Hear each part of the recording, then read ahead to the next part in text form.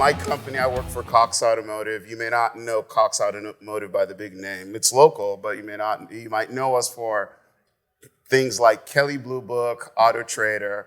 We're in the automotive industry, build a lot of products for the automotive world. I've worked with Nigel Thurlow and indirectly with Dave on SenseMaker stuff, so I definitely recommend that. But I actually met Dave, my goodness, this is in the 15 to, I'll just, to be safe, so I don't misquote myself here, probably 15 years ago at one of the first Lean Kanban conferences in North America out in California.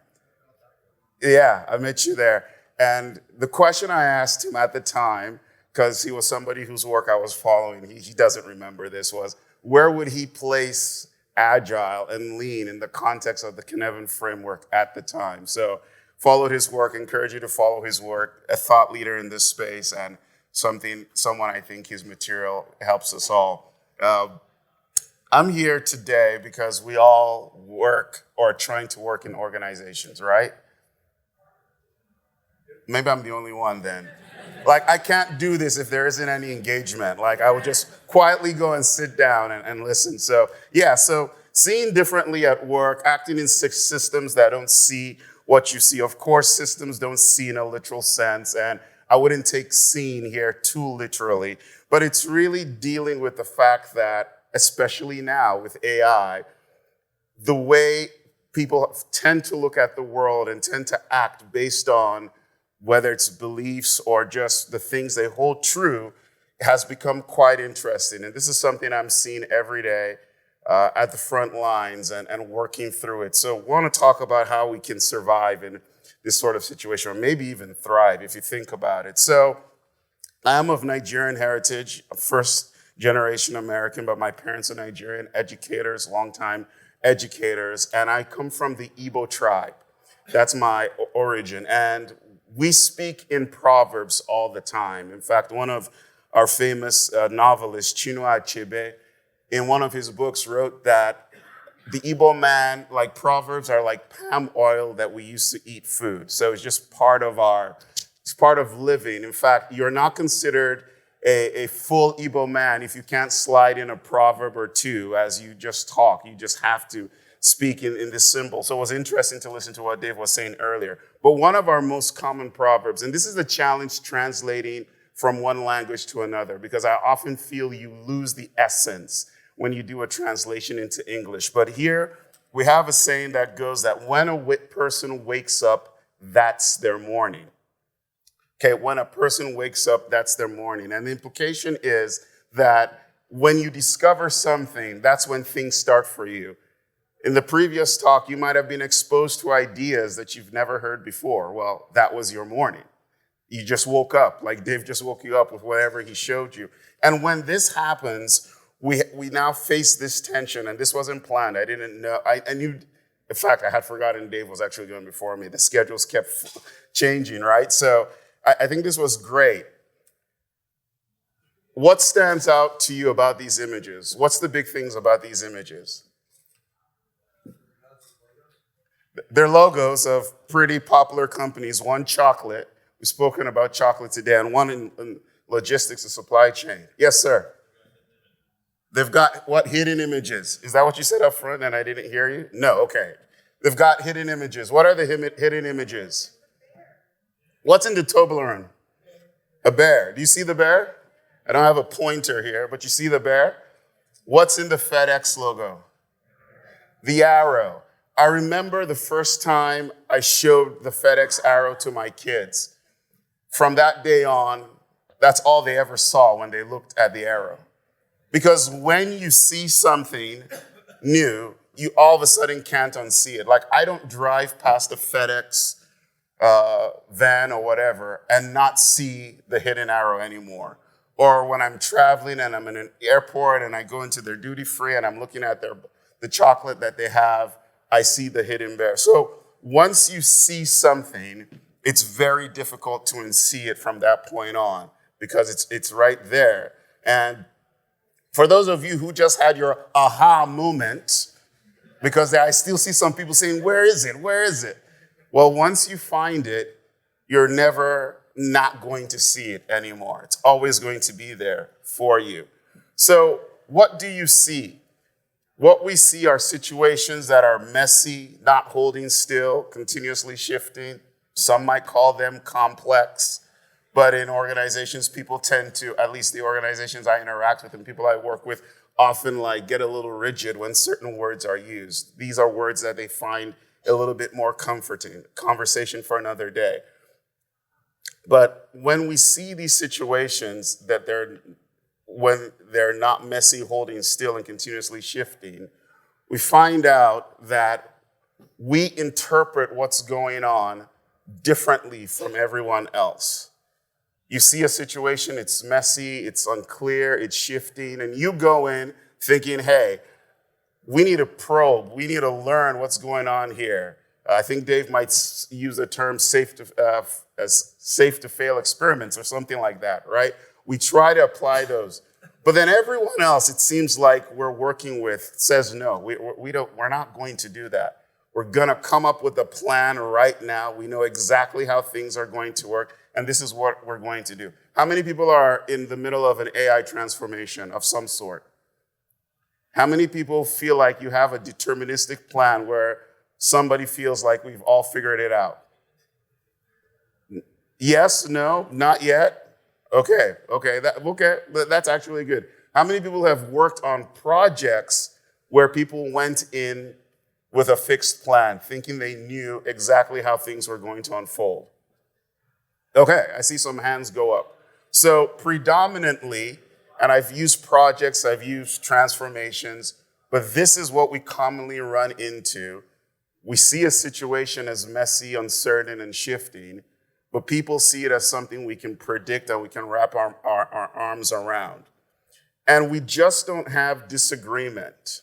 It will be okay if it's just disagreement, but it leads to conflict and collision.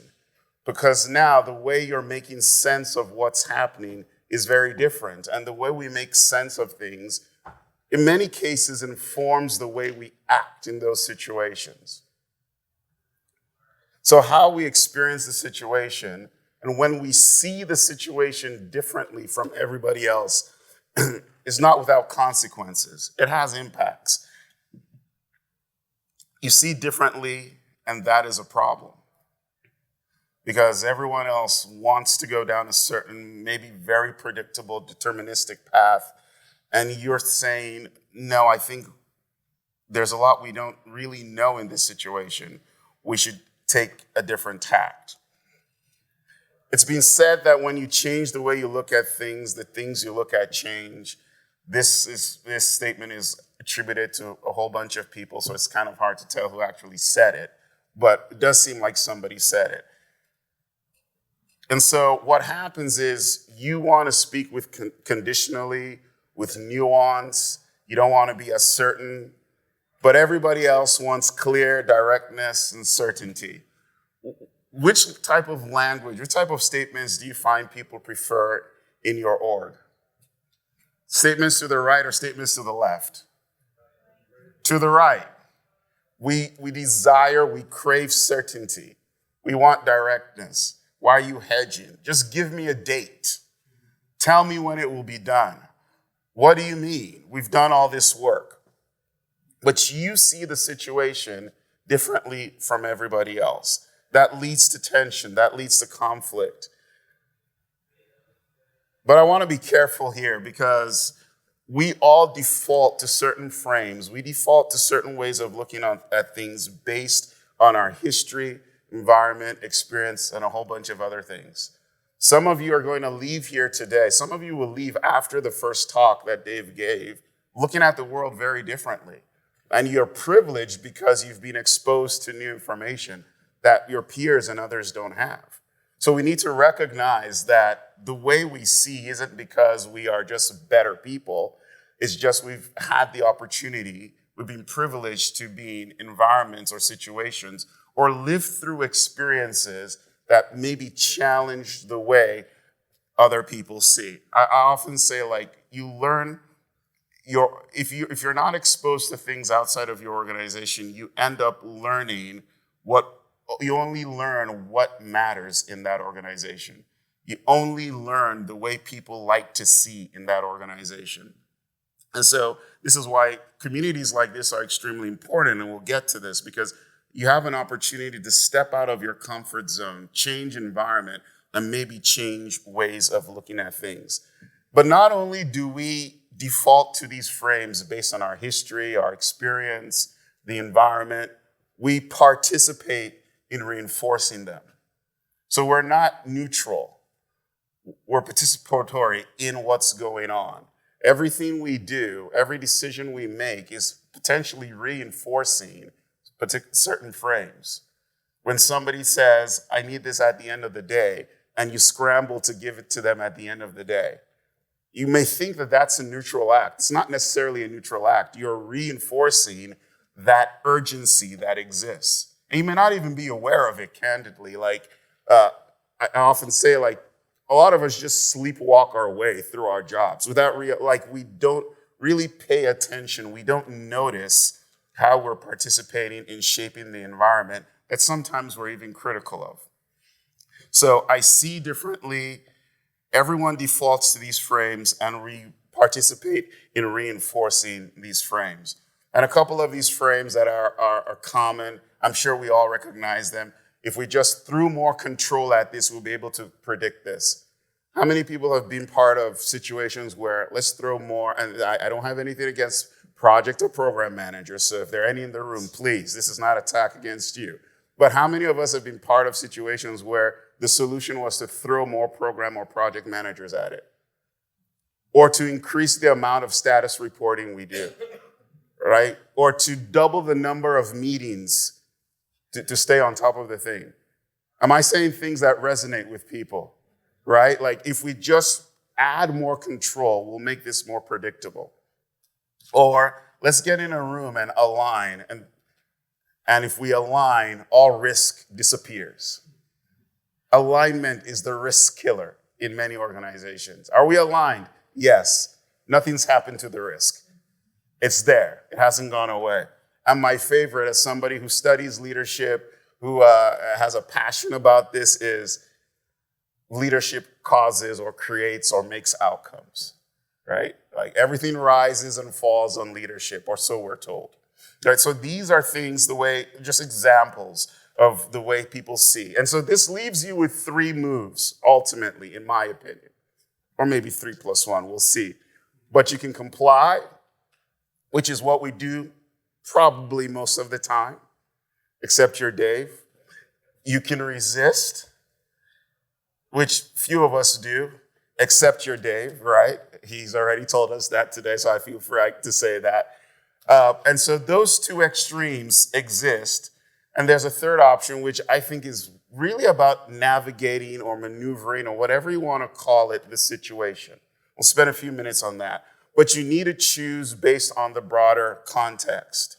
I think it was Hackman that said, Hackman of teamwork and of fame, I guess, who said that in every change revolution, there are casualties. He was warning people, if you're going to go try change your organization, be careful. You might not survive to see the change be complete. So be warned as you listen to the remainder of this talk. And there is one other move I think is available, but it's not really available to a lot of people. So I want to be realistic. And that is to shift the environment if you can. And this is often reserved for people with maybe the most authority and power in most of our hierarchical organizations. So if you're somebody in the room in a spot like this, that's maybe something you can do. But again, only if the environment lets you. The affordance has to be there. The space has to be there to actually change things. Otherwise, the options available to us are to work as best we can within the current constraints. And it's not that working in the current constraints doesn't have its benefits. In fact, almost everything we do impacts the system anyway by either reinforcing it or weakening it in certain areas. But wholesale changes often require senior leaders to really commit to doing things differently. Kwame Antonapia has this saying that I really like. He says, in life, the challenge is not so much to figure out how best to play the game. The challenge is to figure out what game you're actually playing. There's some truth to this, I think. Like understanding the nature of the game. You might be able to change the rules of the game. Many of us don't have that opportunity or that privilege. And so we've got to find ways to work more effectively within the game that we're in. And that's the game where we see things differently from others and recognize that there's something we want to do there. I also want to point out, because when I've given versions of this talk in the past, and I think it's been great feedback, people have said, well, you've ignored the realities of I work to survive, and that's true. And so I just want to be explicit about it. Like, the moves are not free. The move to resist, comply, navigate, they're not free. You're always dependent on the system or on the environment you're a part of. You're always calculating the risk, even unconsciously. If I do this, what's going to happen? If I say no, if I comply, if I try to go down a different path, you're always deciding how you are going to engage. And your actions shape how you are seen. How many people have paused before opening their mouth in a meeting to reflect on how will people take what I say?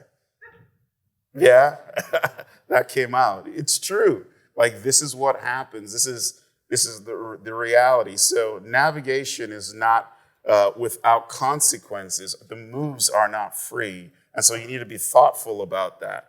So let's talk about some practices that I've found useful in my experience working in a large org and working in other organizations before that. Stay provisional, participate in community, act where you are, choose words intentionally, and obey intelligently. So let's spend a few minutes looking at each one of these. The first one is stay provisional. And that really boils down to be open to being wrong, be open to receiving new information. Just because you see the situation differently, and actually, better is an interesting word to use here, but maybe more appropriately is the better word. Just because you're that doesn't mean you have understood it in its entirety. Like, there is no God's eye view to a single person.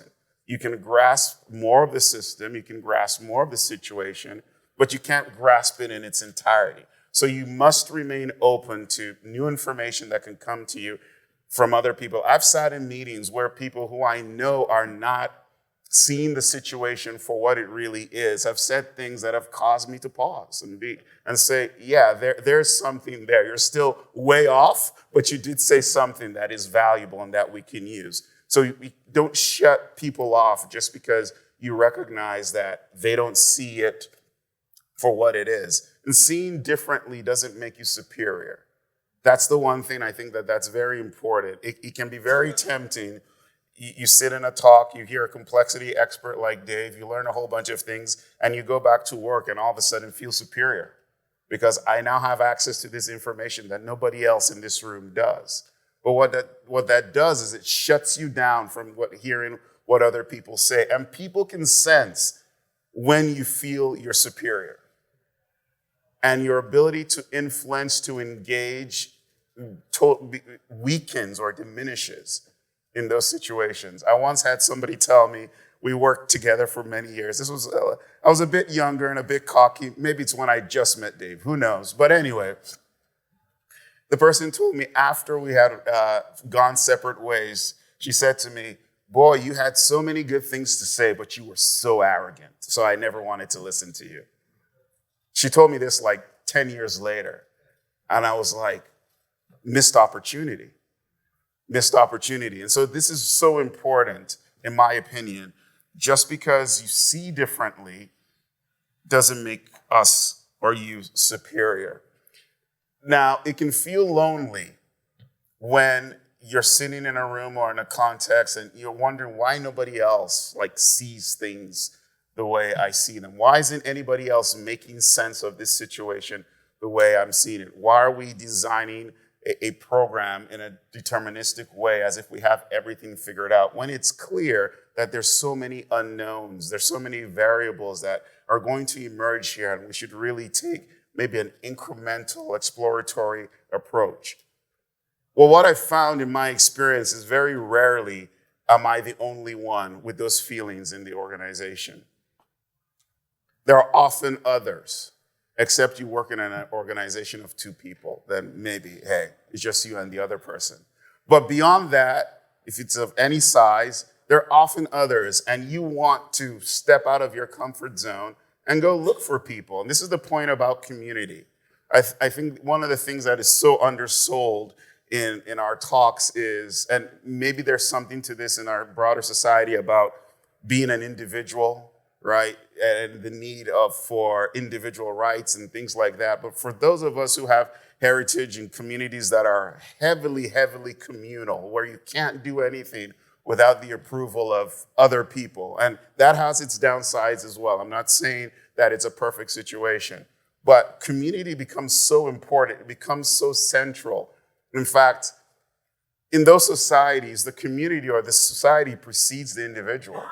I think in the Western world, and lots of places in the Western world, the individual has come to precede the community. And I think we've lost things like that, even in the workplace, where people just want to do things by themselves at times. So find community, find like-minded people. It can be in this kind of a setting. It can also be in your workplace. Like, look for people, start a community of practice, or start something where you just grab coffee or lunch and talk about the challenges, talk about how other people are seeing situations and what they're doing about it and how they're moving along. Act where you are. It can be very tempting to want to solve the world's problems, or as they say, boil the ocean. But start where you have influence. Doesn't matter how small it is. You know, I think Peter Block has this quote about how do you change the world or something like that. Well, start in the room where you're at. Start where you find yourself. Think about, who can I influence? How can I look at things differently? So act where you are. Find the cracks, the gaps, the opportunities. Create visible examples. And remember that small changes do count at times. You don't have to find the home run, to use a baseball analogy. Sometimes a couple of singles or a double are what you need to move things and get things in motion. So what are the small wins that you can get in a particular situation with your team, with your group? What can you point people at to say, let's do this a little bit differently, and what people learn from that particular experience? And then when you do something differently, when you say, when you're able to say, let's try this approach, let's conduct an experiment first and see what we learn from it, and then act based on that. When you do that, don't just sit on it. When successful, share it, find a way to publicize it and let others know, like, this is the approach we took, and this is what we learned, and this is why it's beneficial. So start where you are, act where you are. I think one of the things I've found really important is that words matter. And this is where you have to really understand the environment that you belong to, where you're working, and the language that carries weight there. So I've put some examples here just from my own context and experience, but it will differ for you. But making sense and understanding what matters is really important. Surface the real disagreement, what you want and what you say. Can we clarify where we see things differently? Put that out there. Where do we see things differently? Often I found that there are things that we see together, like everybody sees that there's an issue, there's a challenge, there's a problem, but the way we're seeing those two things is some people are seeing, if we just move this person over here, the problem would disappear. Well, some of us are seeing it's not a person problem, it's the conditions don't allow for a successful relationship there. So where do we see things differently? Tease those things out. You want to take a small learning step. What's a low risk way to validate this? This is one of the statements that I've found many executives actually find easy to swallow when they want to try something. If you can get them to manage their ego and accept that their idea may not be a good one, that's always the hardest battle. But once they accept, like, this idea might not be something with a guaranteed success, it's what's a low risk way to validate what you want to try here. The plan. What assumptions are we relying on? You've come up with this plan that's a 2-year plan. Well, what are the assumptions underlying it? What has to be true for this plan to play out exactly the way you're thinking about it? And then who would be the best person to move something forward when it comes to ownership and things like that? So those are words. Just think about the right words to use. Remember, we're looking about how do we work in spaces where we see differently. The words that we use matter. Obey intelligently. Watch out for surplus obedience. There are 2 principles here that I think are important when it comes to obedience. And this is in not complying fully. So you can reframe this and say, but I want it to be positive today. This is really about disobeying to a degree, right? This is about disobeying to a degree. It has consequences, but I like to reframe it as obey intelligently. Be wise. Bring a little phronesis to the table. Don't go overboard with your obedience. I'll give you an example. How many people have been asked to produce a document the following day or to respond to something the following day? Anybody? How many people then have decided to do that thing because it came from a VP or their boss or director that same day? Be honest. When were you asked to turn it in? What day? The following day, right? Everyone's quiet. I feel like I just called people out. You are asked to turn it in the following day, but often we do things sooner than we're expected to do them.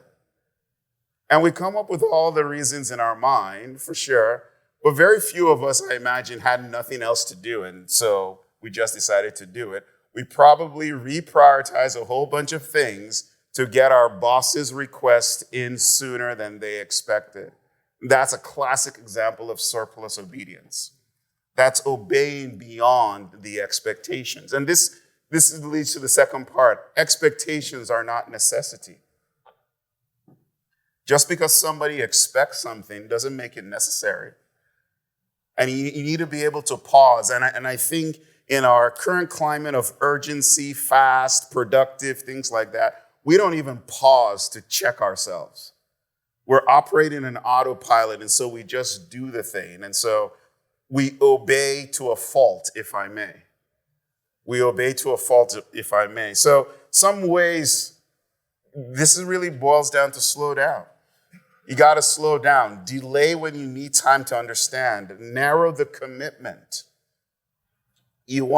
Somebody wants this big thing. Well, how about we start here?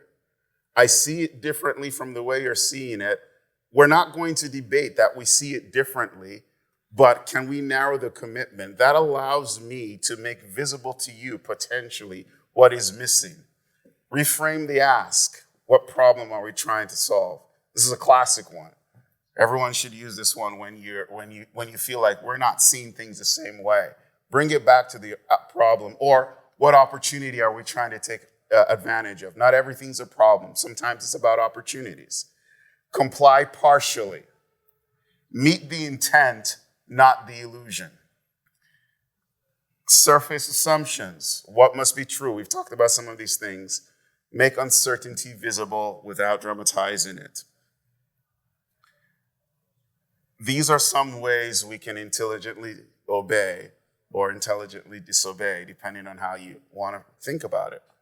But this is important if you want to navigate in environments where people or situations are not seeing things exactly the same way you are definitely seeing it.